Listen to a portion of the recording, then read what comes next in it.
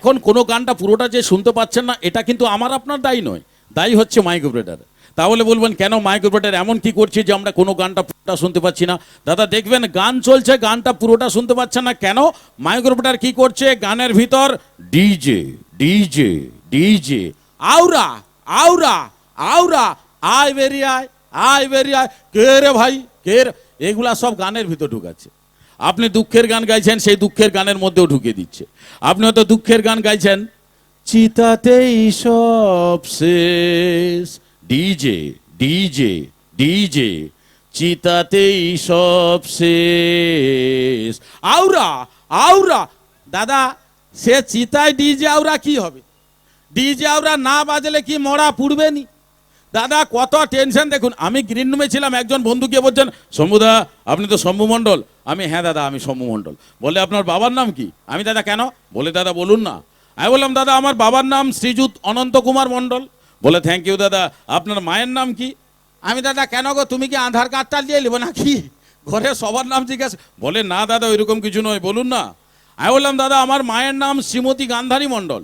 বলে thank you দাদা, আমি যেটা মনে মনে ভেবেছিলাম ওটাই ঠিক। আমি দাদা আপনি মনে মনে কি ভেবেছিলেন? বলে দাদা ওইরকম কিছু নয়, আপনি শম্ভু মণ্ডল, আপনার বাবা অনন্ত মণ্ডল, আপনার মাতা গান্ধারী মণ্ডল, তার মানে আপনার মাসি রানু মণ্ডল। আমি দাদা আমি মণ্ডল ফ্যামিলি হলাম বলে আমার মাসি রানু মণ্ডল, এর পরের বছর হয়তো বলবেন যে আমার মেসোর নাম ভানু মণ্ডল। ইয়ে বলতে পারে দাদা, বলা যায় না, কত টেনশন। আজকে টেনশন নয়, আপনারা ভগবান সমৃদ্ধ দর্শক রয়েছে আর আপনাদের সবাইকে নিয়ে অনুষ্ঠানে। তো গুণী গুণী মিউজিশিয়ান বন্ধুরা, এখন মিউজিশিয়ান বন্ধুদের একটু মঞ্চে, একটু নয় পুরোটাই আসতে হবে। মিউজিশিয়ান বন্ধুরা যেনারা রয়েছেন আপনারা মঞ্চের মধ্যে চলে আসুন। আর এখন তো আমরা সঙ্গীতের আসরে আসবো, আর সেই সঙ্গে দাদাভাইদের বলে রাখি, গ্রিন রুমের যে দাদাভাই আছেন ওই আবির দাদাভাই এলে কিন্তু আমাকে এখানে একটু বলে যাবেন, আর ততক্ষণে আমি একটু পারফরমেন্স করে নিই। তার মধ্যে মিউজিশিয়ান বন্ধুরা যিনারা রয়েছেন আপনারা মঞ্চের মধ্যে আসুন। আর এখন আপনাদের কথাই বলবো, যে সকল বন্ধুরা আমাকে বলেছিলেন যে সমুদা আমরা তো সঙ্গীত শিল্পীদের কাছ থেকে গান শুনছি, কিন্তু আপনার কাছ থেকে একটু আধটু গান আমরা শুনবো। আমি চেষ্টা করব আপনাদের কাছে, তবে গানের কথা বলতে গেলে মনে খুব কষ্ট হয়। আমি কয়েকদিন আগে একটা জায়গায় অনুষ্ঠানে গেছিলাম, সেখানেও আমাকে বন্ধুরা গানের কথা বলেছিলেন। তবে দাদা ওই দিনকের বন্ধুদের পরিস্থিতি একটু আলাদা ছিল, আর সেই জন্য গানের রিকোয়েস্টও আলাদা। তাহলে বলবেন আলাদা মানে? দাদা অনুষ্ঠান মঞ্চে ডান সাইডে আর বাম সাইডে যিনারা দাঁড়িয়েছিলেন, হ্যাঁ হ্যাঁ হ্যাঁ থ্যাংক ইউ অসংখ্য ধন্যবাদ। তো আমি একটু করেই ডেকে নেবো ওই দাদাভাইকে। তো রেস্টও নেবেন 2-5 মিনিট, 5 মিনিটের মধ্যেই হয়ে যাবে, টেনশন নেওয়ার কোনো কারণ নেই। তো এখন আপনাদের কাছে যেহেতু আরম্ভ করেছি একটু শেষ করে নিই। আচ্ছা এই টাক নিয়ে কোনো টেনশন আছে নাকি? নাই দা, কোনো টেনশন নেই, এবছর আনন্দের খবর। হ্যাঁ দাদু তোমার তো হালকা টাক আছে। হ্যাঁ দাদু এই সামনে বসবে, মানে আমারও বলতে সুবিধা হবে, আমার শুধু একার নয় কাছাকাছি কেউ আছে, এমন জায়গায় অনুষ্ঠান করতে গিয়েছিলাম। তো যাই হোক এই টাক নিয়ে এবছর মানে আমার তো সমস্যা কিছু নেই, এবছর আনন্দের খবর আছে।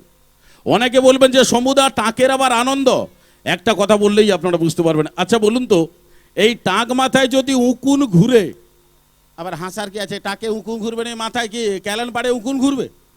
এই টাক মাথায় যদি উকুন ঘুরে দেখলে কি মনে হবে? মনে হবে যেন ফাঁকা মাঠে কেউ টোটো চালানো প্র্যাকটিস করছে। সে টোটো চালাকার যাই হোক, আগে দেখুন আমি কত বড় কপাল করে পৃথিবীতে জন্মগ্রহণ করেছি। আমার নিজের কপাল কত বড় আজ পর্যন্ত আমি নিজেই বুঝতে পারলাম না। কেন জানেন দাদা? খাবার পরে মুখ ধুতে গিয়ে কপালে হাত দিতে গেলে টাকে হাত চলে আসে। নিজের কপাল কত বড় আজ পর্যন্ত আমি নিজেই বুঝতে পারলাম না। তবে দাদা এই পরিষ্কারের জন্য আমার একটা সুবিধা আছে। সুবিধা কি বলুন তো? আমি যে কোনো কাজের জন্য ইন্টারভিউ দিতে গেলে সেখানে আমার কাজ সঙ্গে সঙ্গে পাকা হয়ে যায়। কেন জানেন? সবাই বলে দেখ যার মাথা এত পরিষ্কার সে তো কাজটাও পরিষ্কারভাবে করবে। দাদা টিটকারি করছে না কাজে জয়েন করাচ্ছে, আমি নিজেই বুঝতে পারছি না। তবে দাদা একটা কথা বলে রাখাই ভালো, আমি শুধু একা পরিষ্কার করি না, আমার বউও মাঝে মধ্যে পরিষ্কার করে দেয়। তাহলে হ্যাঁ দাদা তোমার বি পরিষ্কার করেনি? হ্যাঁ হ্যাঁ আমি জানি। তো অনেকে বলবেন বৌদিমণি কি টাক পরিষ্কার করে? না দাদা, পরশুদিন ঘুম থেকে উঠে দেখে আমার মোটা মানি ব্যাগটা গোটা পরিষ্কার করে দিয়েছে। পরিষ্কারের বৌদি আরো হাসটা, এটা একটা ব্যবহার। আমার পরিষ্কার হ্যাঁ হাসি মানে মাঝে মধ্যে পরিষ্কার হয়। তবে অনেকে আবার বলবেন যে সমুদা আজকের এই অনুষ্ঠানটা বৌদিমণিকে দিয়ে শুরু করলেন। শুধু আমি একা বিবাহিত নয়, আজকে এখানে অনেক বন্ধু অনুষ্ঠান দেখার জন্য এসছেন যিনারা বিয়েও করেছেন। তো আপনাদের উদ্দেশ্যে আমার পক্ষ থেকে একটা ছোট্ট কথা বলি।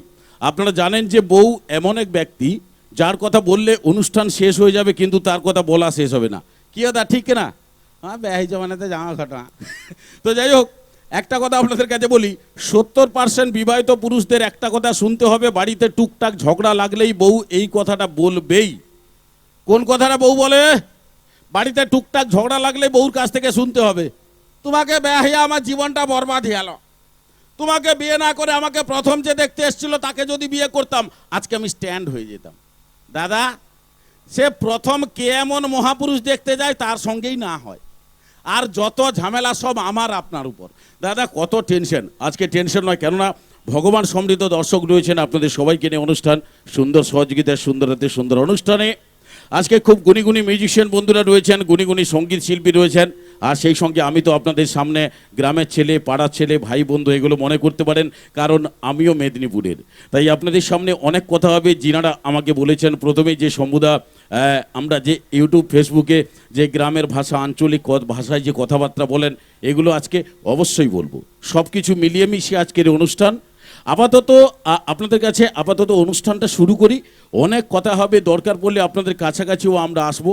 আপনারা সবাই মিলে ভালোবাসা দেবেন, আশীর্বাদ করবেন। প্রথমে দু একখানি কথা বলে নিই, তারপরে অনুষ্ঠানটা আমি চশমা খুললেই আমার একবারে কমেডি আরম্ভ হয়ে যাবে। আপনারা তো জানেন, যিনারা দেখেছেন দূর দূরান্তে গিয়ে।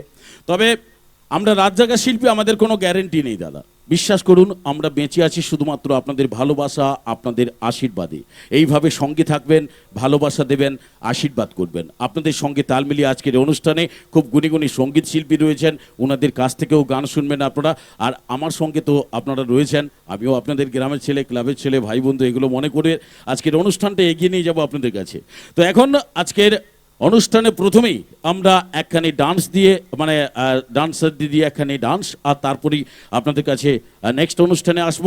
তো তার আগে কমিটির পক্ষ থেকে এবং আমাদের শুভ এন্টারটেনমেন্টের পক্ষ থেকে বিশেষ রিকোয়েস্ট, যিনারা দাঁড়িয়ে রয়েছেন আপনারা বসে পিছনের বন্ধুদের আজকের এই অনুষ্ঠান দেখার সুযোগ করে দিন। অনেক দর্শকবৃন্দ এখনও আসছেন, আপনাদের সবার অনুষ্ঠান, সবাই মিলে পূর্ণ সহযোগিতা করবেন, ভালোবাসা দেবেন, আশীর্বাদ করবেন, এইটুকু বলেই আসুন।